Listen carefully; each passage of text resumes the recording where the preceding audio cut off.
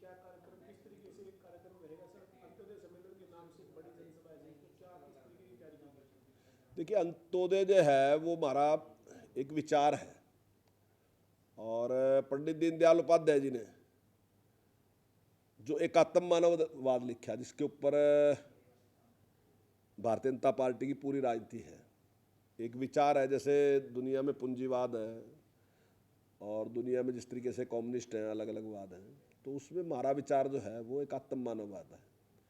तो उसमें अंत्योदय जो है वो हमारा लक्ष्य है। और हमारे से पहले भी जो सरकारें बनी, चाहे राजस्थान की बनी, चाहे हिमाचल की बनी, उन्होंने भी इसको शुरू किया था।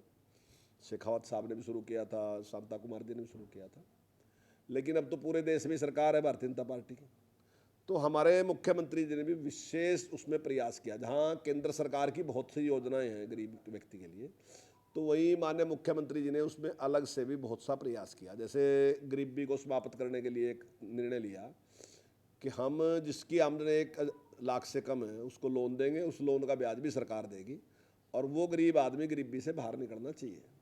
इसी प्रकार से HKRN का भी हमने टारगेट रखा कि जो 1 लाख से कम आमदन वाला व्यक्ति है उसको हम 30 नंबर ज़्यादा देंगे ताकि उसको रोजगार पहले मिल सके। माननीय मुख्यमंत्री जी का टारगेट है कि जो 7 लाख परिवार ऐसे हैं जो अभी 1 लाख से कम है, तो उन लोगों को प्राथमिकता के आधार पर सबसे पहले उनको काम दिया जाए ताकि वो गरीबी से बाहर निकले। और भी दूसरे हैं, जैसे आयुष्मान है, चिरायु है योजना। आयुष्मान में जहाँ हमारे यहाँ 12 लाख कार्ड थे, तो अभी जो हमने कार्ड बनाए वो लगभग 30 के करीब कार्ड में 30 लाख के ज़्यादा परिवार हैं जिनके हमने चिरायु के नाम से कार्ड बना के दिए हैं। तो ऐसे सारे जो काम है, और जिस प्रकार से सम्मान दिया हमने गरीब को, जहाँ पहले BPL कार्ड में जिस प्रकार से रिक्वेस्ट करनी पड़ती थी, अब की बार ऐसा कुछ नहीं है। BPL कार्ड हम घर दे के आए हैं। आयुष्मान कार्ड जो है, ये चिरायु कार्ड, वो भी उसके घर दे के आए। पेंशन भी हमने ऐसे ही शुरू कर दिया कि भाई हम उसकी बनाएंगे टाइम के साथ ही।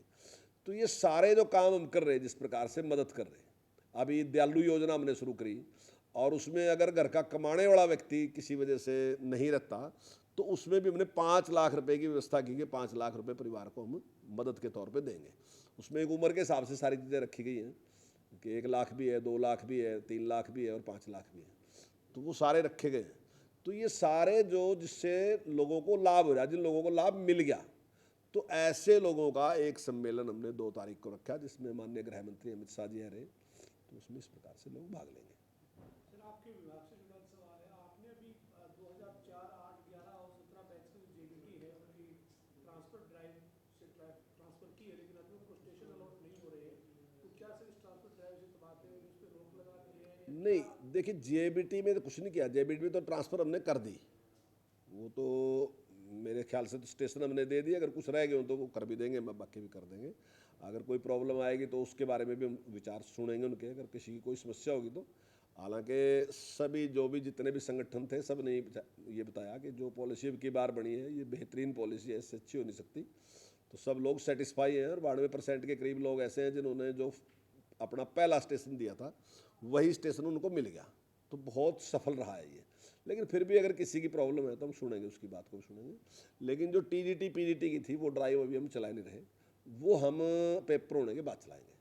जी, यानी जो TGT PGT जो है वो ट्रांसफर ड्राइव में अभी रोक है सर, हाँ, शैक्षणिक सत्र खत्म हाँ, होगा तब तक के लिए, बिल्कुल बिल्कुल। अगले साल।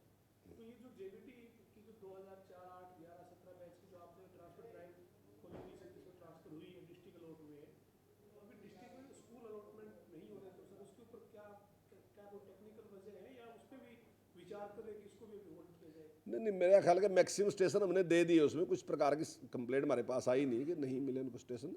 अगर कहीं थोड़ी बहुत ही होगी तो निश्चित तौर से बात कर लेंगे इसकी।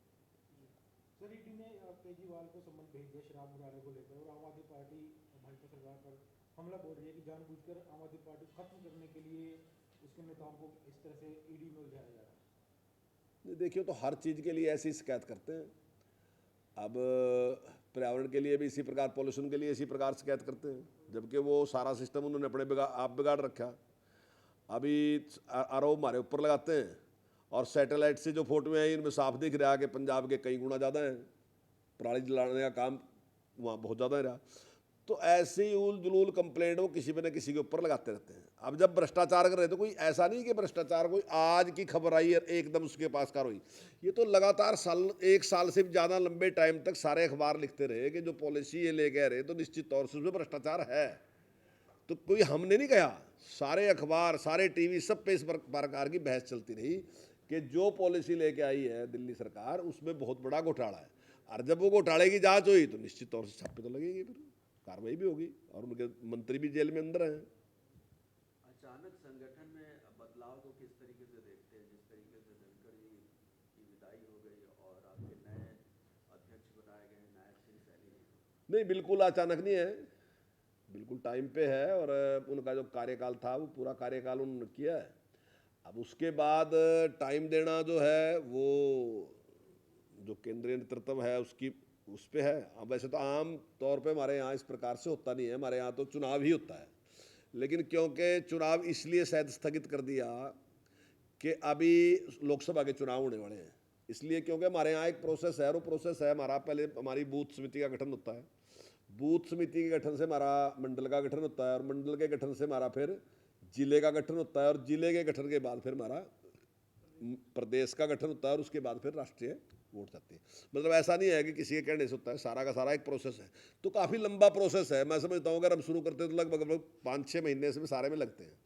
और इतने दिनों में मेरा ख्याल क्या आपके सामने है, ख्याल क्या है तो है ही, चुनाव है अपना लोकसभा का।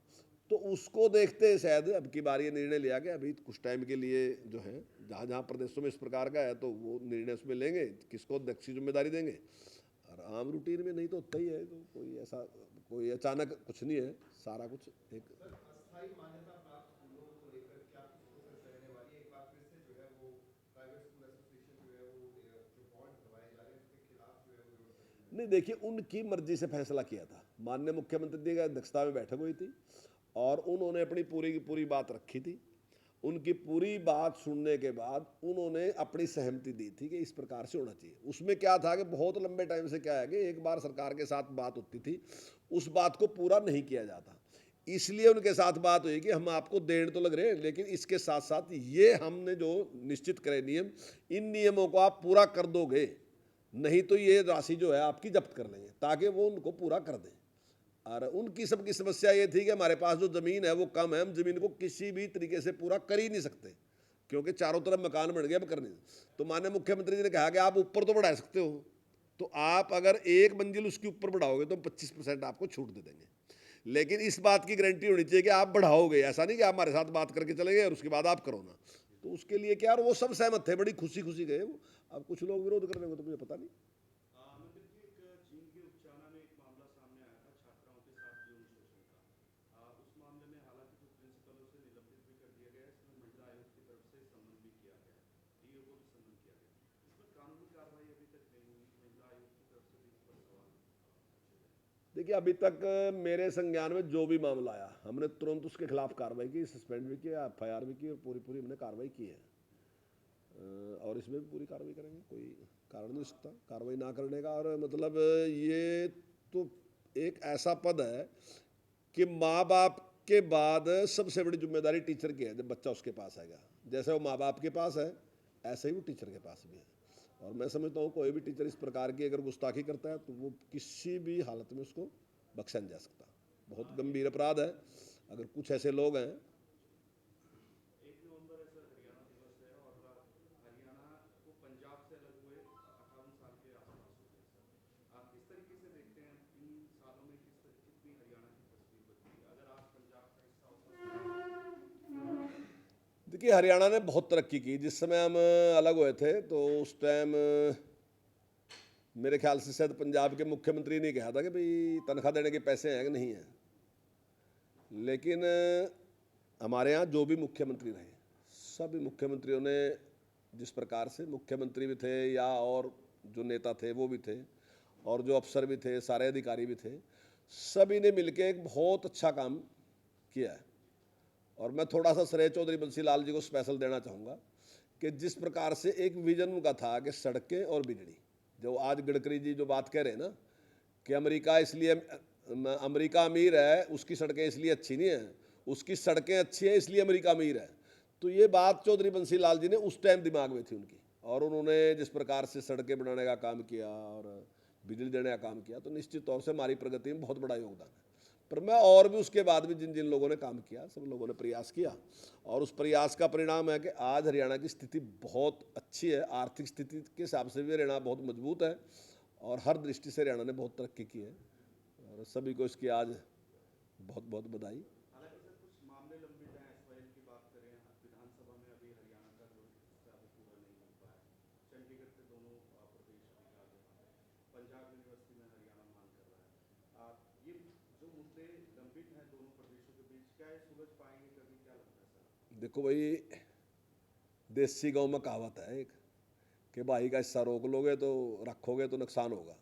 वैसे ही कहें लोग बुजुर्ग, पर पंजाब ने भी ये बात समझनी चाहिए, चाहे विधानसभा का है चाहे हमारा पानी का है। हम छोटे भाई हैं तो उसको हमारी चिंता ज़्यादा करनी चाहिए, ना कि ये कहे कि नहीं मिलता नहीं।